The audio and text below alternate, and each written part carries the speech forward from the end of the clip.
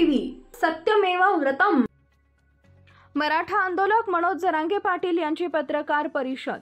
आज जालना जिल्ह्यातील अंतरवाली सराटी इथं मनोज जरांगे पाटील यांनी पत्रकार परिषद घेत राज्य सरकारला व देवेंद्र फडणवीस यांना पुन्हा एकदा शैलीत इशारा दिला आहे। या प्रसंगी त्यांनी म्हटले की सरकारने बरेच वेळेस आम्हाला धोके दिले, विशेष करून देवेंद्र फडणवीस यांनी मराठा समाजाची कित्येक वेळेस शब्द देऊन फसवणूक केली। मात्र यावेळेस आम्ही शांत बसणार नसून सरकारने लवकरच ओबीसी व मराठा एकच आहेत व मराठा आरक्षणाचा प्रश्न त्वरित मार्गी लावून राज्यातील कोटी मराठा समाजाच्या तरुणांचं भलं करावं। असं नाही झाल्यास 29 ऑगस्ट पासून मुंबई इथं आमरण उपोषण करणार असल्याचा इशारा यावेळी त्यांनी दिला आहे। या प्रसंगी बोलताना जरांगे पाटील म्हटल्यात की पुरावे सापडलेल्या समाज बांधवांना तात्काळ कुणबी प्रमाणपत्र द्या, मराठा आणि कुणबी यांचा एक अध्यादेश काढा, 58 लाख नोंदी सापडल्या व सगळ्या जाती धर्मांच्या मुलींना मोफत शिक्षण करा, शिक्षणात जातीवाद आणू नका, मराठा आरक्षण मुद्द्यावर दाखल सर्व केसेस मागे घ्या।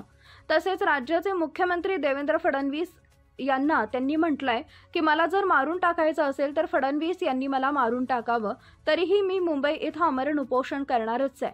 तसेच यावेळी त्यांनी ओबीसी नेते छगन भुजबळ यांच्यावर सुद्धा जोरदार टीका केली आहे, कारण छगन भुजबळ यांनी आता या उतरत्या वयात स्वतःचं वाटोळं करून घेऊ नये।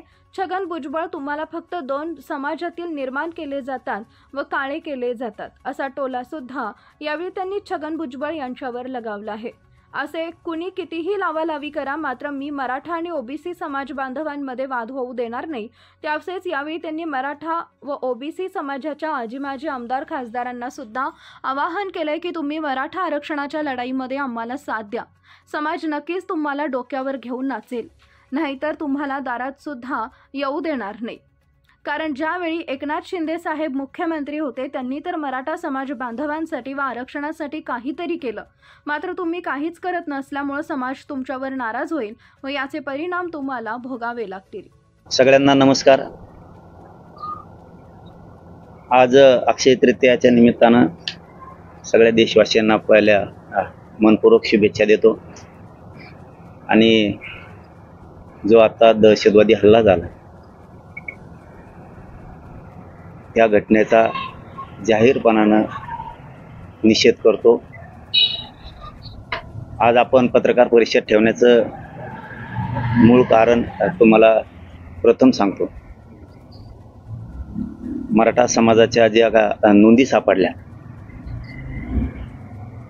प्रथम तर माननीय सन्माननीय न्यायमूर्ती संदीपजी शिंदे साहेब जी समिती गठीत केली होती त्यांचं तोंड भरून कौतुक करतो समाजाच्या वतीनं की त्यांनी तो अहवाल दिलाय। आता तो सरकार स्वीकारणार सुद्धा, त्यात काही दुमत असायचं काही कारण नाही। प्रथम त्यांचं कौतुक आणि त्यानंतर सरकारचं सुद्धा की मनापासून खूप खूप तुमचंही कौतुक। पण जे आरक्षणाचा लढा हा 29 ऑगस्ट 2023 पासून सुरू आहे। जे आमच्या मूळ मागण्या आहेत त्या मात्र आणखीनही पूर्ण झालेल्या नाही आहे। 2 वर्षापासून सलग या समाजाचा संयम, स्वतःच्या लेकराचं भविष्य धोक्यात असताना, अस्तित्व धोक्यात आलेलं असतानाही या आरक्षणापायी नसल्यामुळं तरीही आम्ही 2 वर्ष होत आलेत आता 29 ऑगस्टला की संयमानं घेतो। आता 30 तारखेला जानेवारीच्या उपोषण मुख्यमंत्री फडणवीस साहेबांच्या प्रतिनिधीच्या माध्यमातून सोडलं गेलं। त्यावेळी सांगितलं होतं की आपण सगळे प्रतिनिधी बांधव त्याला साक्षीदार आहेत आणि मराठा समाजही राज्यातला 7 करोड मराठा समाज साक्षीला आहे। 4 दिवसात 4 मागण्या ह्या तात्काळ त्याची अंमलबजावणी केली जाईल असं सांगितलं होतं। आणि राहिलेल्या 4 ते 5 मागण्यासाठी 2 ते 3 महिन्याचा वेळ देऊ असं सांगितलं होतं।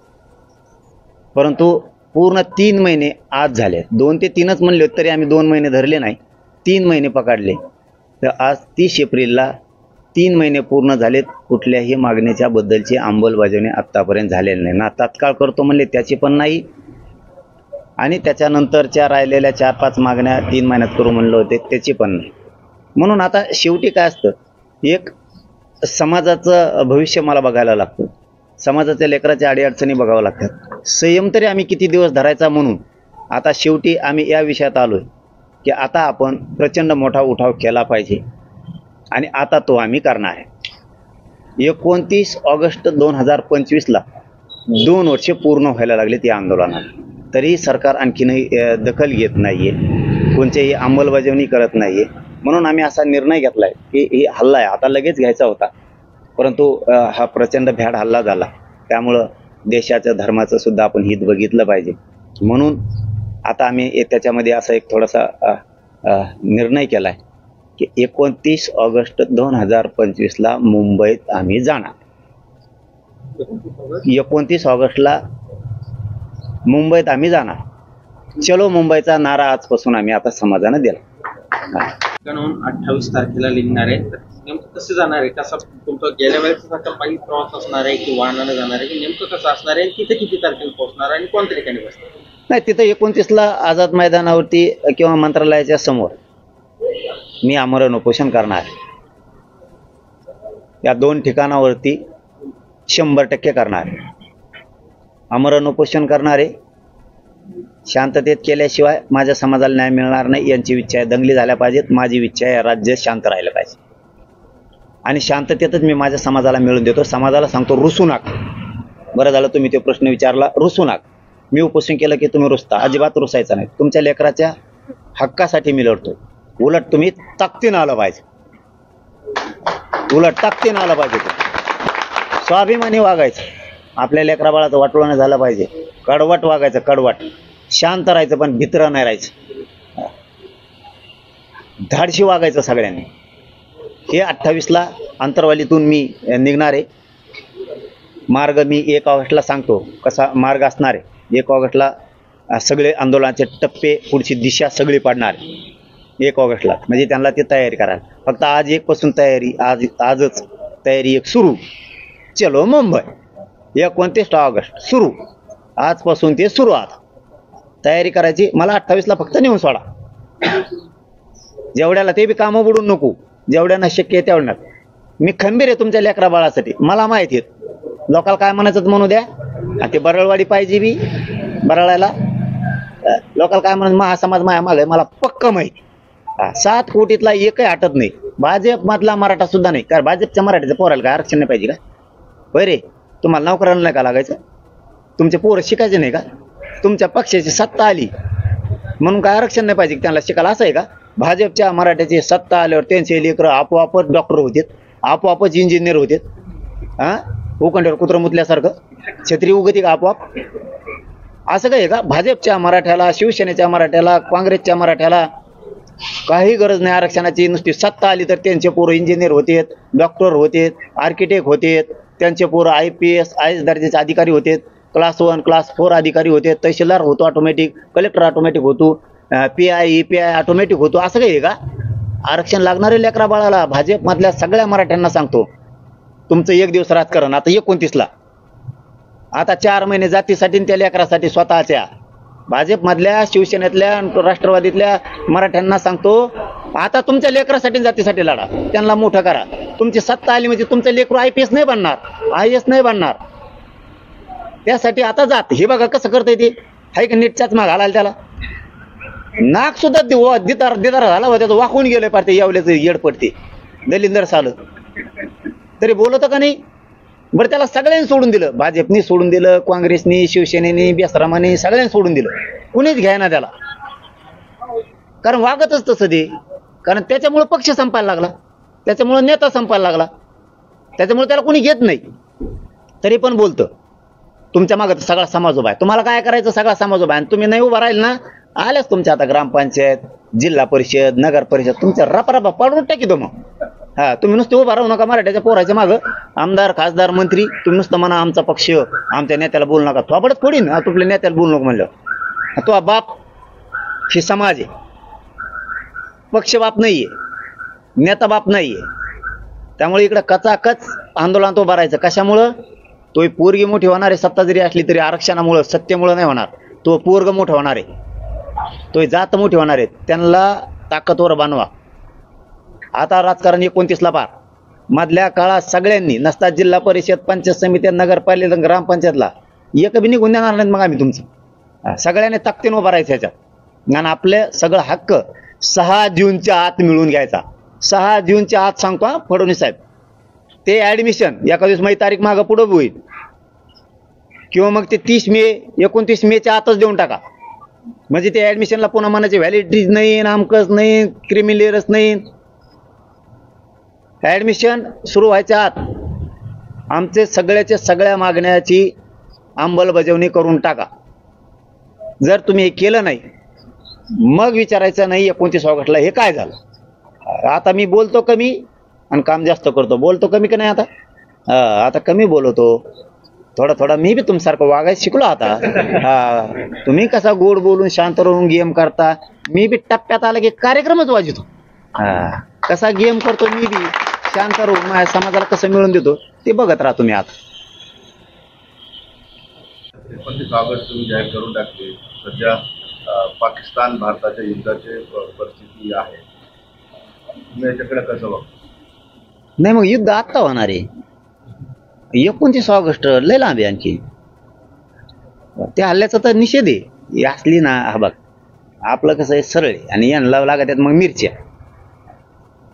येणी त्या हल्ल्याचा तर निषेध आहे. येणे असल्या अगोदर ती कपाकप मारून टाकायला पाहिजे ना. नुसतेच दाखवते इतकं लांब हत्यारे आणि ते त्याच्यावर पडत इतकं लांब जळतं आणि ते विमान असं वाकडं पळतं आणि मग ते खाली पडत इतके मरत येत टाकणं त्या गोडांमध्ये नेऊन खापा सगळे मरून देईल तिकडे. 7.5 दलिंदर होऊन राखतींची काय ठुले ते गोडानं समोर ह्यो बॉम्ब आहे ते बॉम्ब आहे आणि बघायला मिळाला. नुसत्या गाड्या दाखवतात आणि लांब लांब हत्तीर आणि ते नुसते मिरी देत अशी. नुसते कुणाला भेट देता तुम्ही? द्याने एकदा टाकून ते पुरे काय करायचे असले खानदानी हे असली पायदा संभळून आयला नाव तरी चांगलं निघा ना. सगळा देश तुमच्या सोबत आहे ना धर्मासाठी आणि देशासाठी. कोण तुमच्या मागं नाही. सगळे ते नुसते पाय टाका. आजच्या रातची ही झाली दुसरी सगळी ती झाली. आमका गैरहजर होता म्हणून ते थांबला तर तंबाखू चोळीत होता तिकडे ते चिगचपणे तुमचे. अरे एवढ्या मोठे गोळे द्या ना कापाकप फेकून काय ठुले ते दुसरी विकत घेता येते परत. आम्ही वर्गणी करतो पैसे कमी पडले नाही केले 2 बापाची वर्गणी जर नाही केली तर आम्ही 1 रुपया कमी पडू द्या एकदा आहे तेवढं टाकून ते दुसरं नवीन आणू आपण. ते जायचं कुजून त्याला लागायचं भुंगेन तिकडे गेल्यावर नाही फुटल्यावर ते मग काय करायचं. टाका कापाकपचे ठेवू नका दाखवायला नुसते. आम्ही सगळे सोबत आहेत तुमच्या. असले नाही ठेवायला पाहिजे ते उगा नुसते बडबड करून नाही चालत बघ. एखादी बार कणखर वागायला लागतं. आता आम्ही कशी डिसिजन घेतलं कणखर 29 ऑगस्टला आरक्षण घेतल्याशिवाय माघारीच येत नाही. नाही तुम्हाला मुंबईत मग आता कळन. तुम्हाला आता बोलत नाही मी काही मुंबईत काय आहे मग कसं असतं ते तुम्हाला आता कळन मुंबईत गेल्यावर काय होतं. कारण ज्यांना यायचंय त्यांनाही सांगितलंय की तुम्हाला 15-20 दिवसाची तयारीने यायचं. मग पाऊस असणार आहे आणि नुसतं वाटलून वापस आले तरी लय झालं. मला फक्त आशीर्वाद द्यायला 1 दिवस 28ला मी सगळं करतो. आरक्षणाला काय होत नाही. ते बरं येतात ना काय मराठीवर टेन्शन घेऊ नका. तुमचे लेकराला आरक्षण मिळालंय न मिळणारं 70 वर्षातलं न मिळणारं आरक्षण मिळालंय तुमच्या लेकराला. तुम्हाला आता कायमचे हॉस्टेलही होणार आहेत टेन्शन घेऊ नका. कायमचे आयुष्यभर पिढ्यांपारासाठी उभा लेकीबाळीसाठी विद्यार्थ्यांसाठी पोरापोरीसाठी ते उभा करून द्यायचे. 1 रुपया बी लागला नाही पाहिजे. तालुक्यात पाणीही शेतकऱ्यांना मिळणार आहे. मालाला भावही मिळणार आहे. मला फक्त एका टप्प्यात जाऊन द्या. धनगराला बी कसं काय आरक्षण मिळत नाही ते बी बघतो. मुसलमानाला बी कसं मिळत नाही तेही मी बघतो. तुम्ही काय काळजी करू नका. एकदा आपण बोललो ना बोल. आपण विरोध करायसाठी नाही आंदोलन करीत. ते काहीला नाद असतो. जातीत भांडणं लावून द्यायचे मोघम आंदोलन करायचे. तू बघ ना तिकडं देवारा की झालाय ते मागणं आरक्षण ते मागावा त्या गोरगरीब बिचाराला मिळून द्यावा. फडणवीस साहेब किती दिवस झाले धनगराची पहिली कॅबिनेट घेतो म्हणली होती तुम्ही एसटी आरक्षणाची. दिलं का त्या बिचारा गोरगरिबांना? संभळीत असते ना मेंढ्या जनावर डोंगर दऱ्यात कामं करीत असते ऊस तोडीत असते ना. थोडीफार तर लाज असली पाहिजे राव. 4 जणाला गोड बोलायचं नेत्याला नुसतं आणि आमच्या अंगावर सोडून द्यायचं एवढं जमतं का फडणवीस साहेब तुम्हाला? त्यांच्या महामंडळाचं काय त्या टायमाला नुसत्या घोषणा लाडकी बहीण महामंडळ ह्या जाती घेतल्या त्या जाती घेतल्या शेतकऱ्याची कर्जमाफी केलं का काय? किती हाल केले लोकांचे. मिळू द्या गोरगरिबांना जर आरक्षण मिळालं तर त्यांचं तरी कल्याण होईल ना. नुसतं आम्हाला सांगून देता आणि तुम्ही मोकळे होता हे चांगलं नाही तुमचं. कारण त्या सुद्धा समाजात गरिबाचे लोक आहेत. फडणवीस साहेब तुम्ही त्यांच्या काही नेत्यांचा राजकारणासाठी मराठ्यात आणि ओबीसीत फूट पडण्यासाठी वापर करायचा बंद करा. नेत्यांनी सुद्धा समजून घ्या, आपली आपली जात बघा, त्यांना मिळून देण्यासाठी काम करा. आम्हाला कुठं विरोध करीत बसता आणि आम्हाला विरोध केला नाही मागे सरकारणार आहेत का? आम्ही एकटेच 50-55% आहेत. काही होत नाही कोणाचं. 29 ऑगस्ट आता चलो मुंबई.